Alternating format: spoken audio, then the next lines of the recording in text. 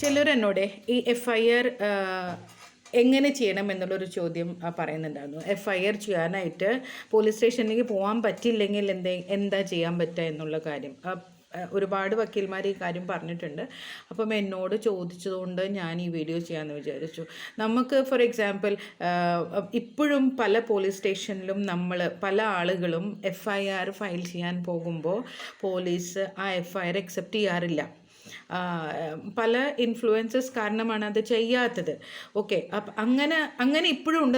നമ്മുടെ കേരളത്തിലുണ്ട് ഇഷ്ടം പോലെ പോലീസ് സ്റ്റേഷൻസ് ഉണ്ട്. വേറെ എല്ലാവരുടെയും FIR രജിസ്റ്റർ ചെയ്യാറില്ല, അവരെ തിരിച്ച് വിടാറാ പതിവ്. അപ്പം അങ്ങനെ ഉണ്ടെങ്കിൽ നിങ്ങൾക്ക് ഇപ്പോൾ പുതിയ ഭാരതീയ ന്യായ സംഹിത അനുസരിച്ച് ഇമെയിൽ വഴിയോ ഏതെങ്കിലും ഇലക്ട്രോണിക് മീഡിയ വഴി നമുക്ക് FIR ഫയൽ ചെയ്യാം. ഓക്കെ, അപ്പോൾ ഇതിപ്പോൾ നമ്മുടെ ഫോർ എക്സാമ്പിൾ ഇപ്പോൾ ഞാൻ പൂജപ്പുരയിലാണ്. അപ്പോൾ പൂജപ്പുര പോലീസ് സ്റ്റേഷനിൽ ഗൂഗിളിൽ അടിച്ചു കഴിഞ്ഞാൽ നമുക്ക് കിട്ടും. അതുവഴി നമ്മൾ നമ്മുടെ ഇമെയിൽ വഴിയോ വാട്സാപ്പ് വഴിയോ ഏതെങ്കിലും ഇലക്ട്രോണിക് മീഡിയ വഴി നമുക്ക് FIR ഫയൽ ചെയ്യാം. ഇനി FIR ഇവിടെ ഒരു കണ്ടീഷനുള്ളൂ എന്നേ ഉള്ളൂ. FIR ഫയൽ ചെയ്ത് കഴിയുമ്പോൾ നമ്മൾ അതായത് സെൻഡ് ചെയ്ത് കഴിയുമ്പോൾ വിതിൻ 72 hours നമ്മൾ പോലീസ് സ്റ്റേഷനിൽ പോയിട്ട് ഈ FIR അവിടെ ഫിസിക്കലി സൈൻ ചെയ്യണം.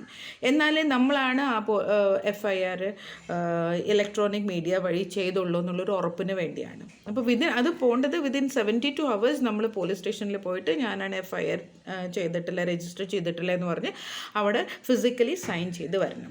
അത്രയേ ഉള്ളൂ. Very simple. നമുക്ക് പോകാൻ പറ്റും.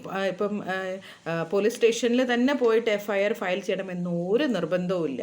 ഓക്കെ, അപ്പോൾ പോകാൻ പറ്റാത്തവർക്കും FIR രജിസ്റ്റർ ചെയ്യാൻ താല്പര്യമില്ലായ്മ പോലീസ് കാണിക്കുന്നുണ്ടെങ്കിൽ അവർക്കും എല്ലാവർക്കും ഈ ഒരു സിസ്റ്റം യൂസ് ചെയ്യാവുന്നതേ ഉള്ളൂ. ഓക്കെ, അപ്പോൾ see you with the next legal update.